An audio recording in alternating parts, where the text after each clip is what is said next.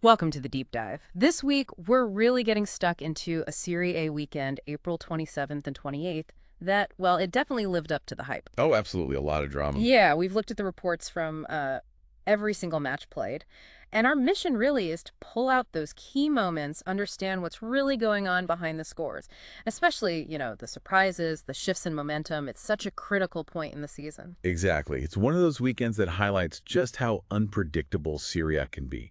Some of these results have, well, pretty significant consequences at both ends of the table. Okay, let's start then. Como 1907 against Genoa, a tight one, 1-0 to Como. Yep, just the one goal in it.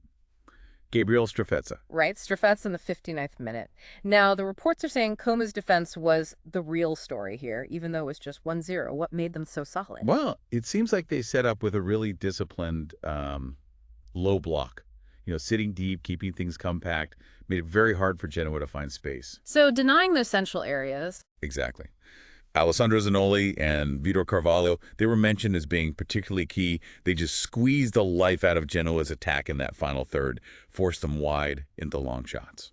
And does this fit the pattern for Genoa away from home? It does, unfortunately for them. They seem to struggle to find that same attacking threat on their travels. Still an issue. Okay, so from a tight defensive game to maybe a slightly more open one, Milan beat Venice 2-0. Yes, a more comfortable scoreline for Milan. Christian Pulisic got them going early, didn't he? 5th minute. He did. Capitalized on a bit of a defensive slip-up from Venice. That really set the tone. But Venice are fighting for survival. Did they just roll over? Or was it a bit tougher than 2-0 suggests? They definitely showed some fight.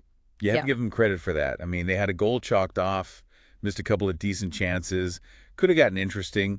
But Milan, ultimately, they had that clinical edge. Santiago Gimenez popped up late on to seal it. It's a result that really underlines Milan's quality and their ambitions. Yeah. Scoring early, controlling the game, that's a strong sign. Right. Then we had the Florence Derby, Fiorentina hosting Empoli, finished 2-1 to Fiorentina.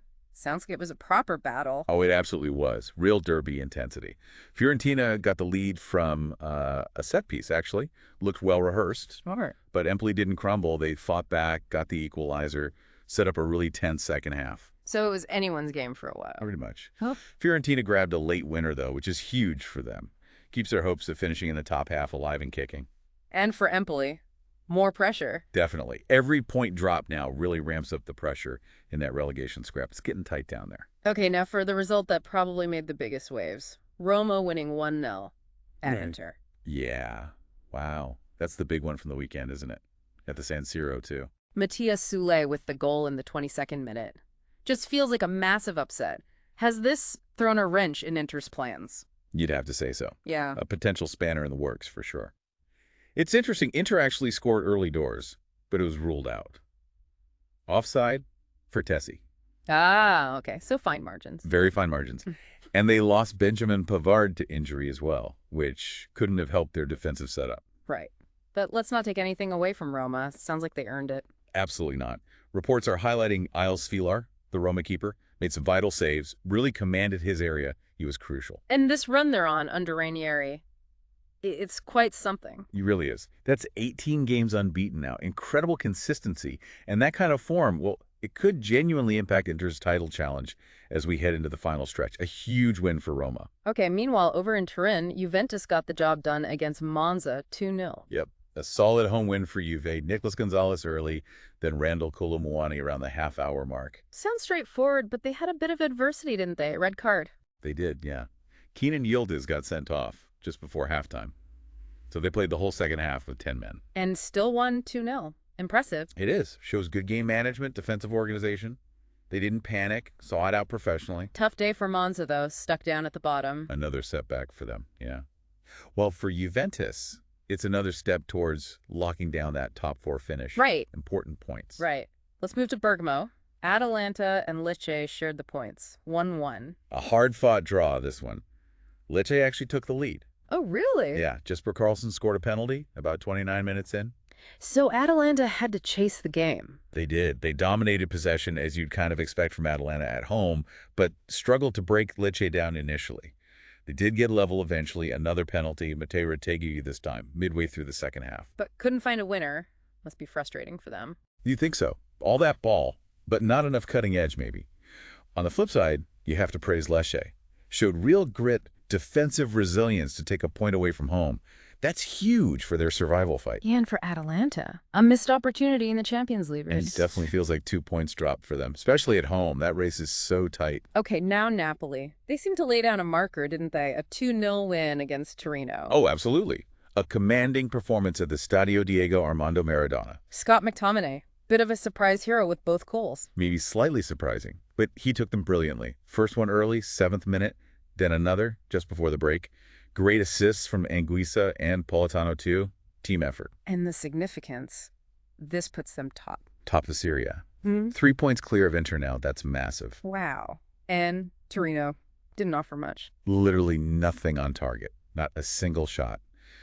Which speaks volumes about Napoli's defense. Ah. Romani and Kim Min-jae were reportedly rock solid back there. So a statement win, top of the league, and it secures Champions League football too. Nailed it. Champions League spot booked under Antonio Conte. What a turnaround he's overseen. A huge result all around. Okay, let's touch on Udinese and Bologna. Ended 0-0, sounds like. Well, maybe not a classic. Yeah, the reports suggest it was a bit of a struggle for both sides in front of goal. Not much cutting edge. Any reasons why? Udinese missing players. They were, yeah. Bijol and Luca were out, key players for them. And they'd lost 5 in a row before this, so confidence was probably pretty low. A point stops the rot, I suppose. And Bologna, still pushing for Europe. They are. They'll see this as maybe a point gained away from home, especially keeping a clean sheet. Their defense, Samaro and Lucuni, continues to look really solid. Keeps their Champions League dream alive. Down south then, Hellas Verona took on Cagliari. A big game near the bottom. Huge game. Yeah. And a massive away win for Cagliari, 2-0. Goals for? Leonardo Pavoletti got the first around the half-hour mark, and then Alessandro Daiola sealed it late on, right at the 90th minute. And more discipline issues for Verona. Another red card. Yep, Daniele Gallardi sent off late. Compounded a bad day for them. Verona just seemed to be struggling defensively right now, while Cagliari put in a really disciplined shift. Vital 3 points for their survival hopes. Puts Verona right under pressure. And finally, the late game in Rome. Lazio versus Parma Calcio. Ended 2-2. Sounds like entertainment. Oh, definitely sounds like a thriller. Back and forth all the way. Lazio took the lead. Twice, actually. Taddy Castellanos early on, then Bully got their second later. But Parma just wouldn't lie down. Matteo Pellegrino got one equalizer, and then Dennis Mann popped up with a really late goal to snatch a point. Wow, great character from Parma. Absolutely. Shows real resilience. For Lazio, it's frustrating. Their attack looked good, but those defensive slips cost them. 2 points dropped in that incredibly tight race for the Champions League spots. But for Parma, what a valuable point on the road. What a weekend. Just action everywhere. So let's try and wrap our heads around this. Looking ahead, what are the immediate implications? Yeah. Key games next week. Well, you got some cracking fixtures lining up. Napoli, the new leaders, they host Venezia. That's top. Versus a team desperate for points at the bottom. Massive stakes there. Inter need a reaction, right? They do. And they face Bologna, who are flying high themselves and need points for their own European ambitions. That's huge. Any other big clashes? Yeah, Atalanta against Fiorentina. That's a direct head-to-head with serious Champions League implications. And Juventus hosts Lazio, another massive game in that top 4 battle. Don't forget Roma. Right, Roma will want to keep their unbeaten run going against Torino, who will be looking to bounce back themselves. Lots to play for. And just quickly, that relegation picture, it feels incredibly tense now. It really does. You've got Lecce, Venezia, Empoli, Monza, all clustered together, maybe just a few points separating them. Honestly, every single game for those teams from now until the end of the season is going to feel like a cup final. The pressure is immense. So, reflecting on this deep dive, it was a weekend that really shook things up, didn't it? Roma beating Inter, Napoli going top. It just underscores how unpredictable Serie A is, how high the stakes are getting. Absolutely. The script keeps getting rewritten. It really leaves you thinking, with momentum shifting like this, what other twists and turns are waiting for us in these final few weeks? You just don't know, do you? It's poised for a really fascinating conclusion. Couldn't agree more. It's going to be edge of your seat stuff right to the end.